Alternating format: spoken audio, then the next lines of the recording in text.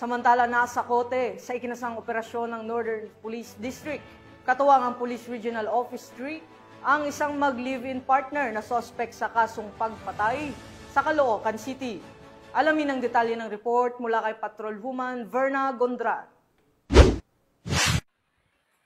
Arestado ang dalawang sospek sa kaso ng pagpatay ng Northern Police District sa isang hotel sa Barangay 136, Bagong Baryo, Caloocan City sa pamamagitan ng joint operation kasama ang Zambales Police Provincial Office at Police Regional Office 3.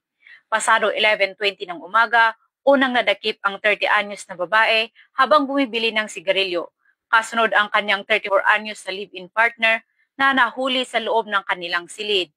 Na-recover din ang isang 38 caliber revolver at itim na Subaru na umano'y ginamit sa krimen sa Palawig, Zambales kung saan pinatay ang dalawang babae kabilang si alias Kangkang, 24 anyos ng Masinloc.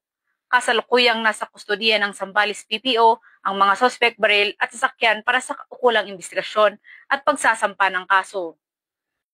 Mula dito sa Metro Manila, ako po ang inyong PNN correspondent, Patrolwoman Verna Gondran, alagad ng batas, tagataguyod ng Balitang Pulis.